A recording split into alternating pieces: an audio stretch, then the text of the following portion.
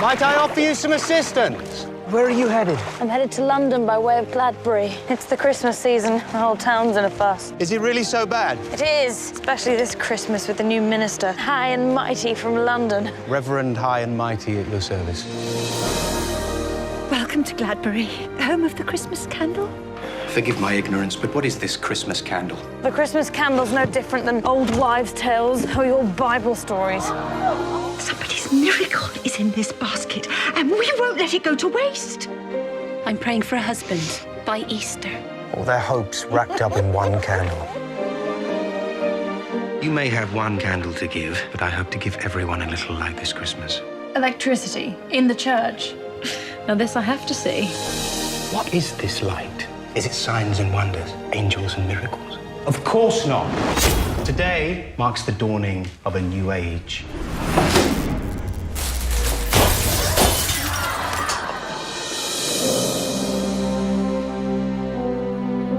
I'm not the miracle man that you remember. Your doubts don't trouble me, Reverend. On the contrary, they inspire my faith. Gentle folks of Gladbury, welcome to this very special night. The love I shared, the hope I had. Some things, they cannot be restored. I do hope you're wrong. I think you should stay just until Christmas. People need hope, and you can give it to them. You really do want to help these people, don't you? Of course I do. I know just the person to give the candle to this year.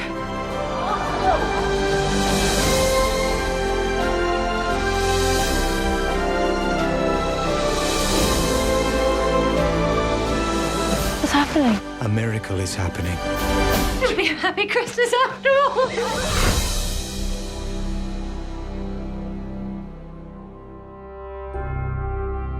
Now streaming on Angel. Hi, everyone, and welcome to another Angel live stream. I am Christina Oliveira, your host today. I'm really excited for today's live stream because we will be talking about The Christmas Candle. We just watched the trailer, and this is a movie that's really special for the holidays. And what a better time to bring it onto Angel. I'm really excited for this one. Today, I will be with Candace Lee, the writer of the film, and producer Thomas Newman. They will talk with us about the creation of the Christmas candle, some parts that might not be really noticeable in the film, and just kind of what helped bring the whole story together. And I'm really, really excited for everyone to be a part of this today. And finally, we'll have some questions from the Angel Guild to ask our special guests. Now, without further ado, let's welcome Candace Lee and Tom Newman. Hello, you guys. Christina. Hello. Good to be here with you. Thanks. Yes. And Merry Early Christmas. I know the holiday season has started, so we're in December. It's Christmas time. It's officially. So if you're not listening to Christmas music by now, I don't know what you're doing.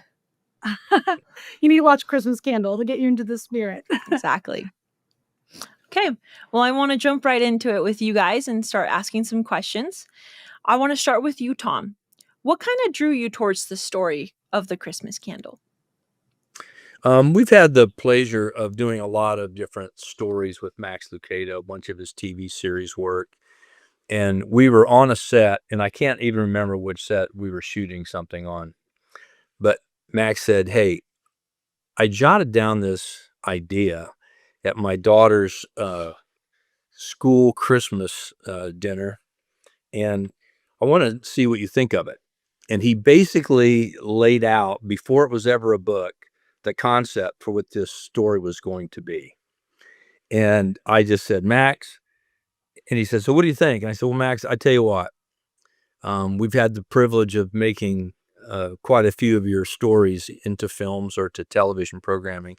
So I will definitely sign up for this one. So when you're ready to release this, you let me know and we'll get right on it." And he goes, "Really? You like it that much?" I said, "Yeah. This story needs to be told, so we're going to be all about that." So we made a commitment before it was ever even a book that we were going to make this into a film. So that's amazing. That takes a lot of kind of guts to be like, you know what? I love this. Eventually, we're going to turn it into a film. That's awesome. Honestly, when you see the story, you'll understand why. It wasn't really a very big leap. And I love Christmas. My family calls me Father Christmas. Everything Christmas I've celebrated since I was a little guy, and we've done another Max Lucado film too called Christmas Child. So we love Christmas, and Max is the consummate Christmas storyteller. So we jump in quite frequently with Max when it comes to something around the holidays. This was a very special project. I love that. And now for you, Candace, as you got into this and you wrote the script for it, how was taking that adaptation of the book and getting like that whole process together for you? Well, Max is, first of all, just an incredible collaborator. And I had another amazing collaborator, Eric Newman, who was a co writer on the screenplay. And we had done a lot of work with Max in the past. What's fun is my journey with the Christmas Candle actually started before I was officially out and working as a writer. I first read the little novella when it was published on an airplane on my way back, I think from Christmas break in college. I went to NYU for film school, and I remember reading the story, and I prayed a little prayer. I mean, we have lots of little prayers in the film, and I prayed a little prayer like, Lord, I would love to tell a story like that one day. And then flash forward, movies can take a while to get made. And so I graduated from college, connected with Impact Productions, and we just were like, you know what? This is the time for this story. It's full of wonder. It's full of faith. And so we had a chance to work with Max to take this shorter story and really expand it into a screenplay.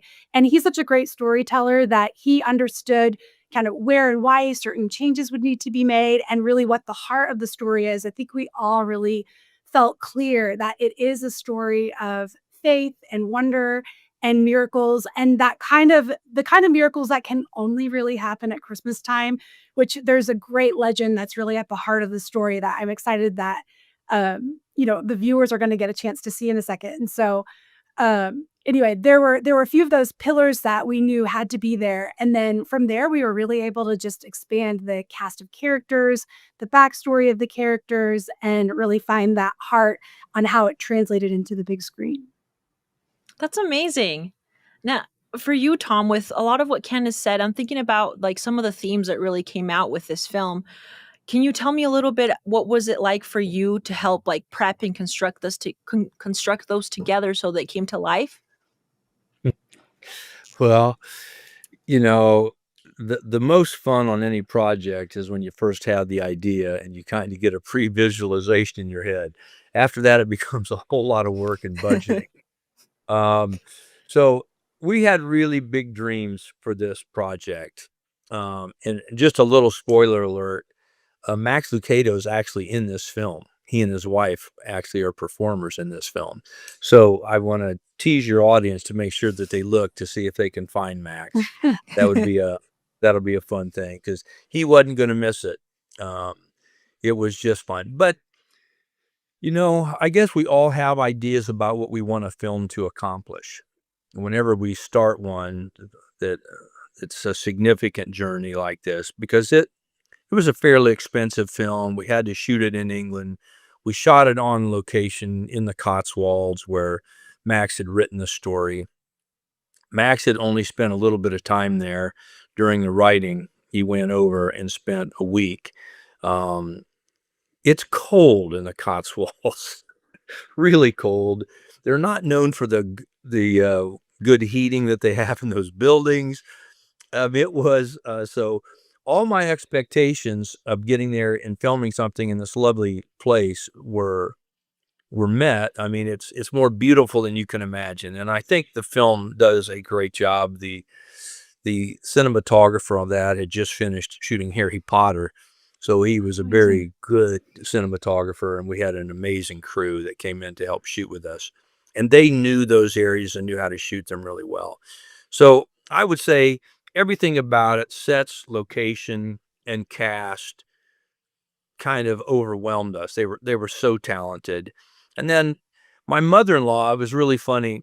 My mother-in-law goes around singing in her vibrato. She passed away a couple years back, but she was a huge fan of Susan Boyle at the time.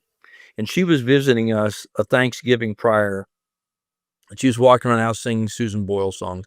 I went to sleep that night, and I literally had a dream about Susan Boyle performing in this movie. And it was the I told Candace the next day, and she said, well, we could probably write that part in. And we collaborated, went back and forth. And then just out of the blue, we reached out to Susan Boyle's agent. And Susan had never done anything on film. And it was challenging. I'm not going to say it wasn't challenging to work with her on this. But when we called her agent, he said, this is so interesting. She had just said to me last night that she really would like to be in a film, that's kind of a dream of hers. So Candace and I flew over to London, and we had lunch with Susan Boyle and her agent. She was under Simon Cowell's management at the time. And we just had a wonderful breakfast time with her, and she really wanted to do this story. So it was that. And then we reached out to a great casting agency called the Hubbards over in the UK. And we just started inquiring about what they may be able to do. And the cast they delivered, Samantha Barks was just coming off of Les Mis and literally flew from the Oscars, where they for Les Mis received some, and they did receive some Oscars that season. She literally flew from there right to our set to start the performance.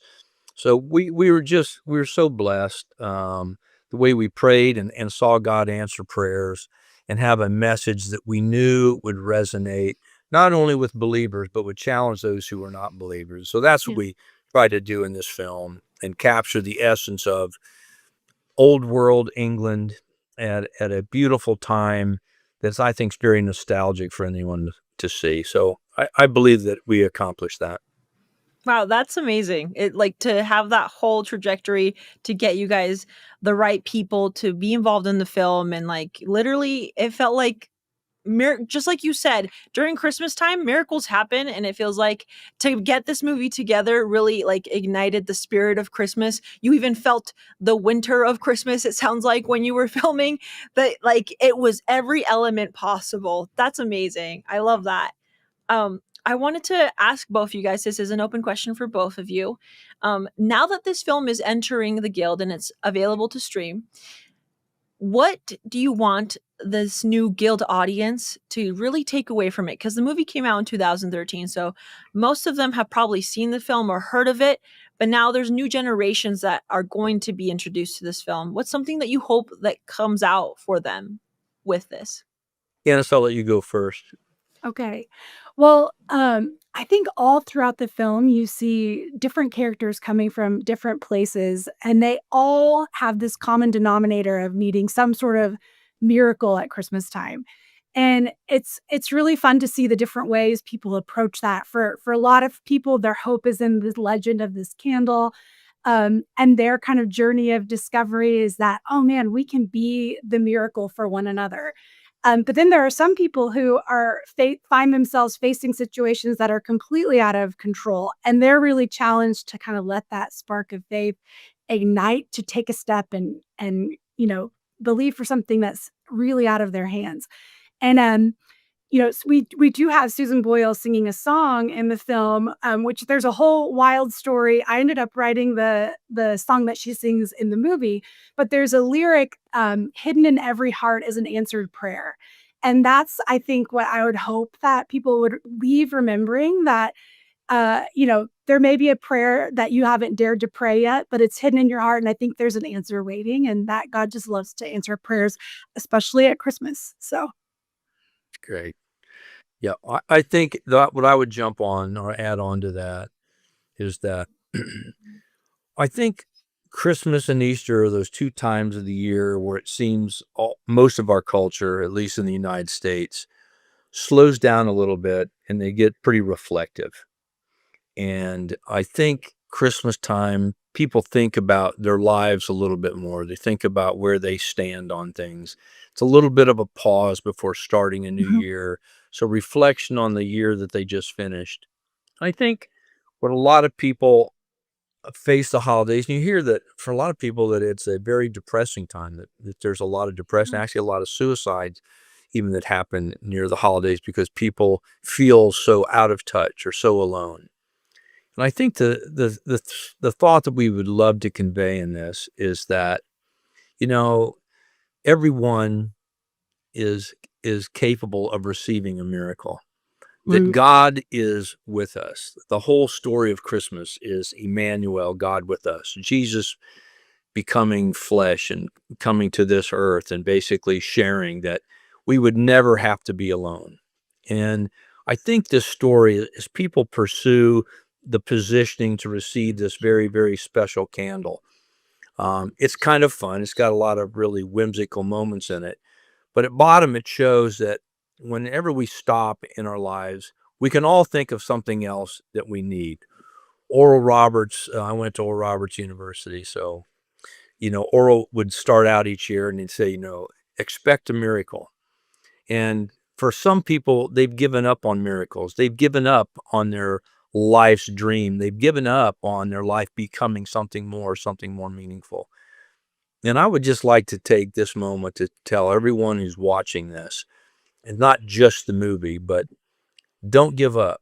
Don't give up on what God has asked of your life. Don't give up on that which is inside of you, because a miracle is just around the corner. And I want you to know that with you and God, that is a majority. And if 2 or 3 agree as touching any one thing on this earth, it shall be done for them.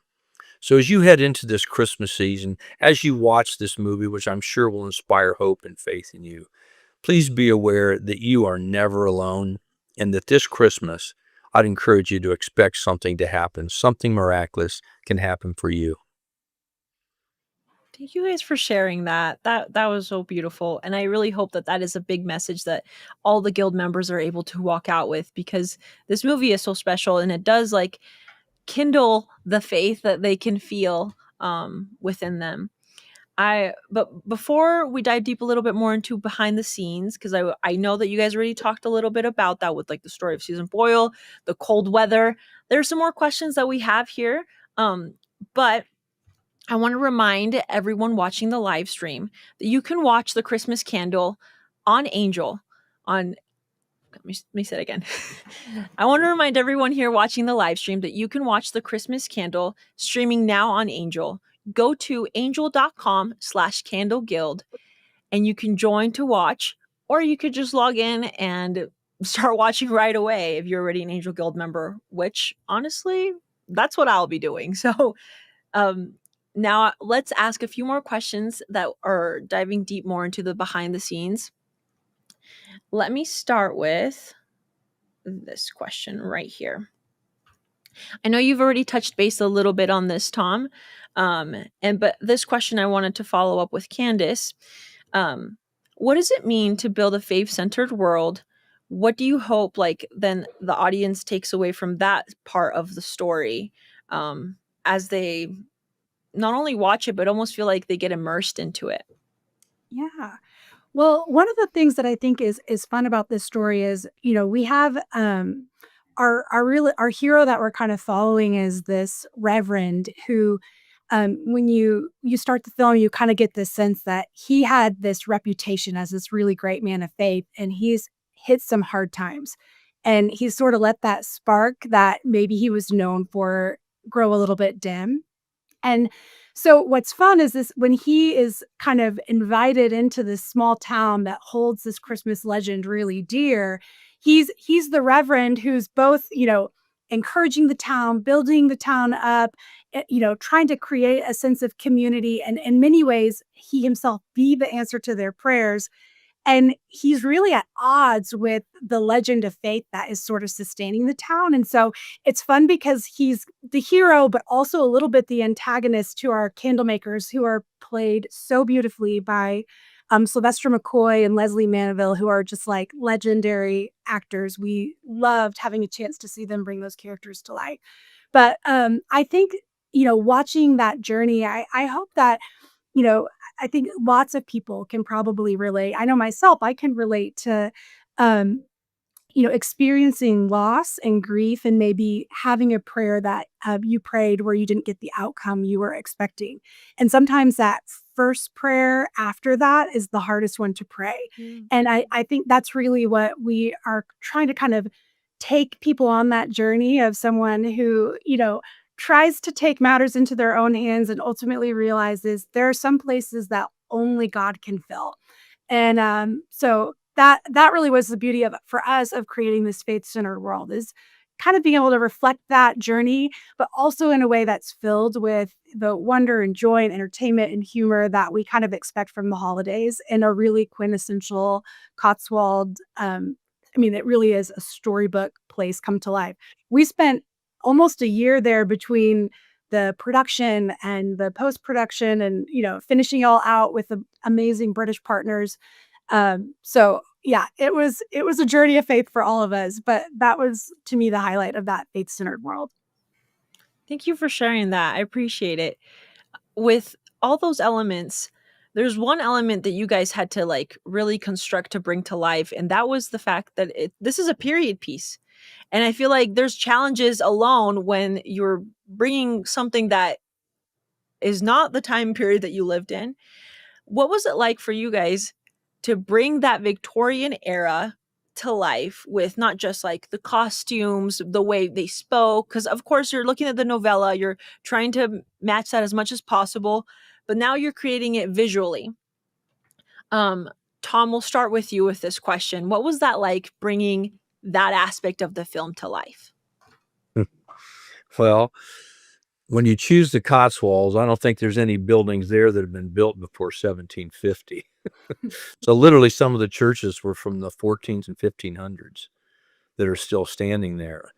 The big surprise for me was how much dirt it took to cover roads and how expensive that was. Oh my gosh. So, because sometimes we had quite a few buggy scenes, horse and buggy scenes, and we had to cover a lot of roadway. And we went into these old towns and we had to build some different storefronts. So that was fun. But I don't remember the name of the town. Maybe Candace can tell us. But we went to this one town and there was an antique shop. And I'll never forget because I go into this antique shop and it was everything before 1492 and everything after 1492. So say, wait, that's when Columbus discovered America. And the whole point was, they have shops that are filled with artifacts from there. So there's not a better place in the world to do a period piece than in the Cotswolds in England. You don't have to do that much except cover light fixtures and outlets and things like that. But it's literally been built in those times. And that is why the heating is so abysmal. That's why everything was cold. You couldn't wear warm enough socks and have enough pairs of socks on and boots. So sorry about making that a thing, but I was an older guy. So getting over there and freezing every day was a bit much. But what an amazing place. And the British filmmakers are such artisans. We had such an amazing crew. The candle shop and all that was shot on the Isle of Man. And that was completely built from scratch. All that stuff was built from nothing. So it took a long time. It was a really cold season to go there, but Samantha Barks was actually from that area. That's literally where she lived. We'd drive by her home every day on the way to the studio to shoot there. So it was just an amazing time. But I was also ready for it to be over. British food is fun for a while. And then you kind of miss home, and there was a lot of pork with everything. So it was a very interesting extended time for us. Amazing. That is amazing. And like that sounds like a lot of little challenges, but overall a miracle came together. This film came to life. And I think that those moments are really what makes you appreciate that this is a great story. We're telling it. Yes, there's going to be challenges, just like anything that we experience in life, but then you kind of come together and you have something that you're just so proud of. That honestly, I'm so excited for all the guild members and anyone who wants to sign up for the guild can see, because this is a really special film.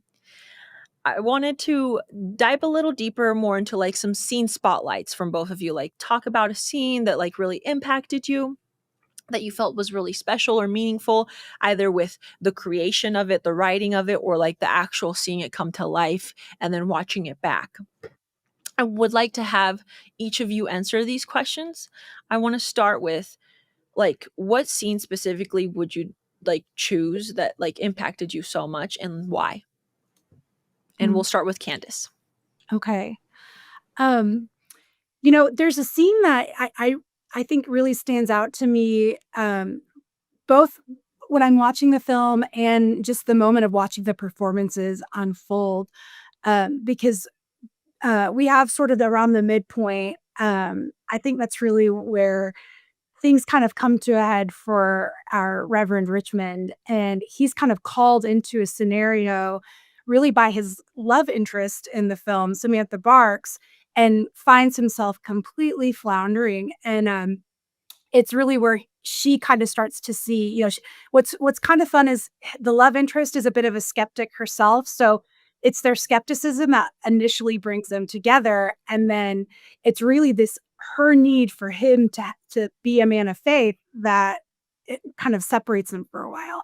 But there's a really powerful moment where I just remember uh they're in the moment reactions and response. It was just so vivid in the room of her kind of realizing what is really beneath all of the kind of busyness and trying to be a do-gooder, and why he's not able to be there for her and her father. And then on the flip side of that, the way that it comes around, we have this really special little montage really where he is basically reading all of the scripture that has to do with miracles. And he's kind of like, I can't necessarily go there myself, but here's all these stories that might inspire you.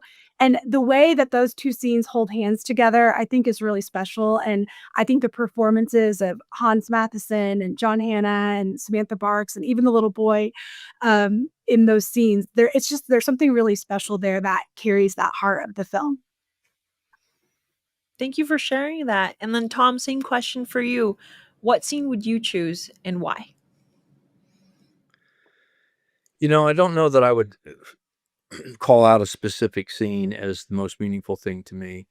One of the things, I went to Sundance Film Festival when I was way younger, and I remember Gwyneth Paltrow and John Hannah had just done a film called Sliding Doors. And we were on this set, we were shooting, and John Hannah walked on the set, and it was just kind of like a flashback to when I was a kid, much younger, and I wasn't a kid, but probably 40 years old, 45 maybe. And when I saw John Hannah on that set, it just kind of took my breath away. And then right behind him came James Cosmo from Braveheart. And I was just sitting there and I was just caught off guard, and I say, this is just an amazing moment. God spoke to my heart early when I was a student at Oral Roberts University, right when I graduated, and gave us the mandate for our company, which is to reach a sight and sound generation with the gospel of Jesus Christ. And, a lot of people have dreams like that. They talk about things like that, but I wasn't about to give up on that. I felt like God doesn't give us visions and dreams to frustrate us, but God gives us those dreams and visions to guide our lives. And it's up to us to hold on to those things that the Lord whispers to us and speaks to our hearts. And the Christmas candle was a dream on one hand. It was just something you thought about. When Max told me the story, I went, I believe that this story has the ability to inspire people's faith from anywhere. If you're a non-believer, if you're a believer, when you watch this, you'll understand what it takes to believe God for a miracle. And that's why I wanted to tell this story. But so I'm living a dream of my own. I'm watching the John Hannahs, the Sylvester McCoys, just these amazing actors and actresses that I'd only dreamed about working with. And they're walking on my set every day. And I'm pinching myself, and I'm seeing these guys help fulfill the mandate that the Lord put on my heart and my life, was to reach a sight and sound generation. So here they are telling the greatest story, Jesus becoming flesh and dwelling among us. And they're doing this with some of the best acting talent in the world. So I was like just pinching myself from time to time. And there's all kinds of scenes that I could, my son is in one of the scenes. He's the original candle maker. He plays that in it. So seeing my own son on the set like that was amazing. He did a fabulous job. But then recreating the actual scene where the angel comes and touches a candle, that was a very, very special moment because it became everything we had dreamed for it to be. And, there's 4 or 5 times in a movie that you make a movie for 4 or 5 scenes, and the rest of it is transition and gets you to those main things, to make those main points. And so watching those things come to life and watching the key theme of the story come to life in the candle scene was truly amazing. And Candace could probably tell you the name of the guy who was a camera operator on that, but he's world renowned. He shoots all the James Bond stuff, and this guy's amazing. And we had this really hard shot from basically laying down in bed to be that perspective, sitting up and then seeing what the angel do this. And he did that in the first take, and we thought it was going to be 20 takes later, but I just cannot tell you enough how excited we were to see the level of the cast and crew. So we believe that the experience people have. The movie came out in 2013. That's true, but it could come out today and look exactly. I wouldn't change a thing about what we've done visually, and it doesn't feel at all dated because the story is timeless and the message is timeless. So I think everyone who'll see this enjoy it. And I think it'll become a lot of people's favorite. Sit around with your family and watch each year from now on. Yeah, I had to jump on. I mean, I don't wanna give away too much, but I would say you just have to stick around for one of the final scenes. It's like everything comes together in a way that is it's charming and moving. I think it shows how God answers and cares about the big prayers, the little prayers, the unexpected ways he, weaves together people's problems to create an answered prayer. All of that is really in that final scene. And so I do hope that you stick it out. I wanna give away too much. That's why I didn't call my favorite, but that might actually be my real favorite. No, that's amazing, and the guild members are gonna love that. Thank you so much for sharing that, you guys. Now, speaking about the Angel Guild members, they did send some questions out for you guys. I want to start with yours, Candace. Um, was there a moment when you were writing and or adapting the script from the book that you felt that the story kind of shifted or deepened in a way that you were like, "Oh, I didn't expect that to be deeper than I realized as I brought this together"? Well, there's a lot of hours that go into, writing a screenplay, cracking a story. So, my writing partner, Eric, and I, spent a lot of time just, kind of dissecting Max's original story and then figuring out exactly the best way to expand that. And I know that one of the things that's cool about the film is that it's not just a Christmas movie. It's one of the rare movies that really celebrates the full Advent season. And there's something really amazing about Advent where you're looking back and it's celebrating the miracle that happened through Jesus and the miracles he's done, but there's also that sense of everything isn't yet how it's supposed to be. And that really is it's the right now and not yet is what we celebrate in Advent. And so we found some really special ways, I think, to use those themes of Advent, hope, love, joy, peace, and ultimately the coming of Christ to kind of frame the structure of the film. And then I think you really see the story evolve around those themes in a way that once we kind of crack that as a kind of spine for the story, that the character's journey, which I kind of talked about, the Reverend Richmond, his journey from kind of losing the spark of faith to finding it again, and even to the candle makers who are holding so tightly to their legacy and their legend. I think when we kind of figured out how to weave those all together through the Advent season of those themes, we felt like we were onto something, and it brought a lot of great shape to the story. That's amazing. And I feel like it's those moments that you realize this story means so much more to me, and I can see it's going to mean so much more to others as they notice those little details that they're going to be really impactful. And for you, Tom, how did you decide that musical tone to help bring the spiritual message out of this film? The selection process was really complex.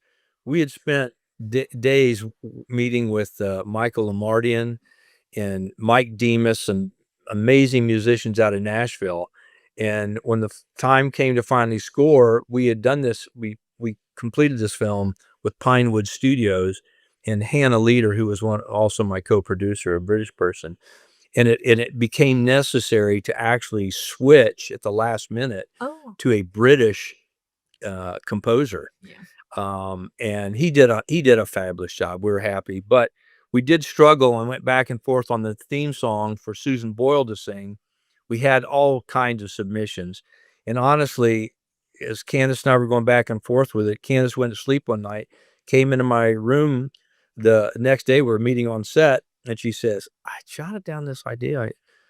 I think this might work. And I said, what do you mean? I didn't know you wrote music. And she said, well, I don't, but I kind of wrote this lyric and it kind of worked with this.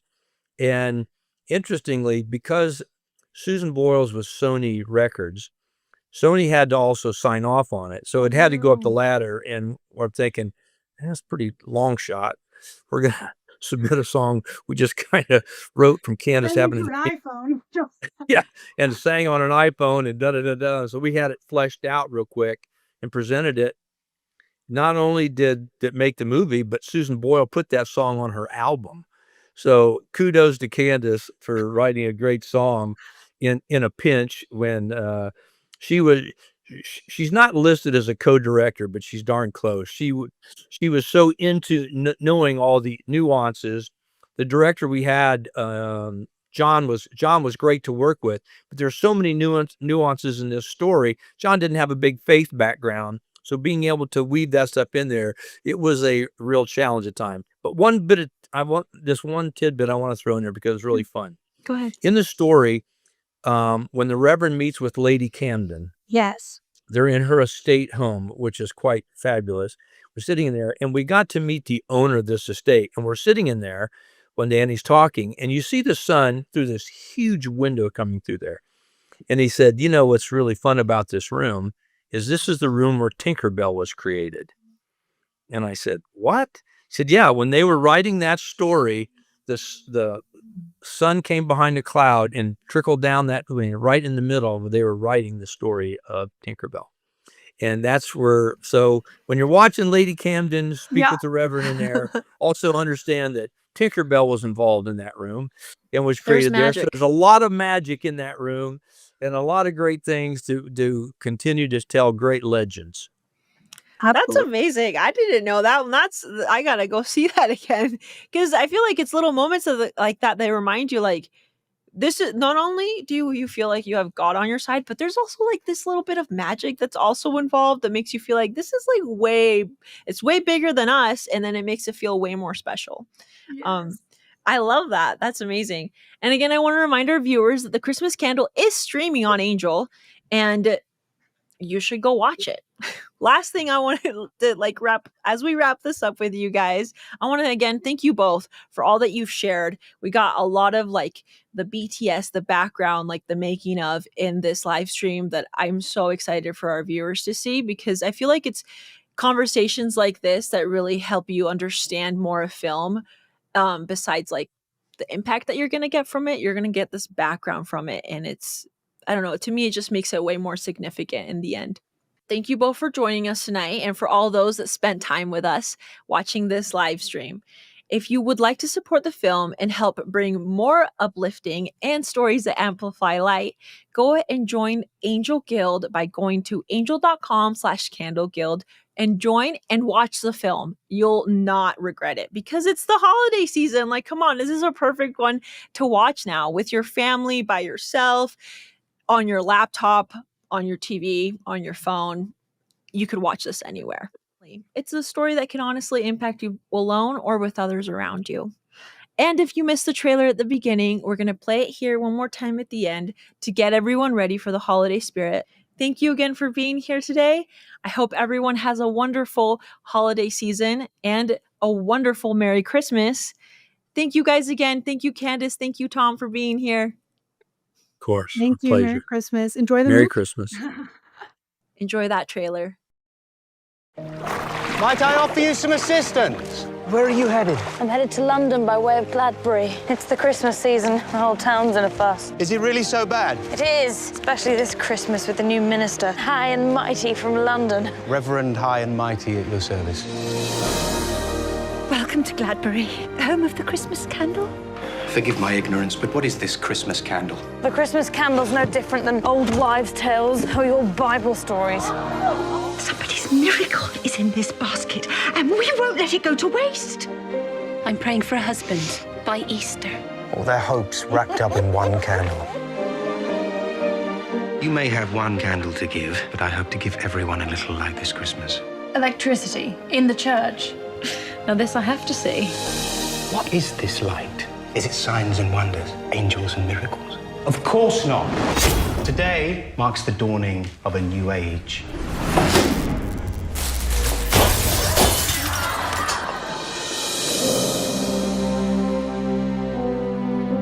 I'm not the miracle man that you remember. Your doubts don't trouble me, Reverend. On the contrary, they inspire my faith. Gentle folks of Gladbury, welcome to this very special night. The love I shared, the hope I had. Some things, they cannot be restored. I do hope you're wrong. I think you should stay. Just until Christmas. People need hope, and you can give it to them. You really do want to help these people, don't you? Of course I do. I know just the person to give the candle to this year.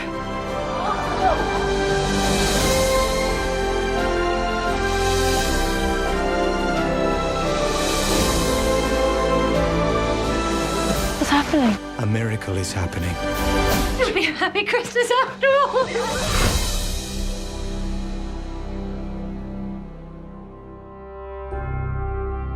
Now streaming on Angel.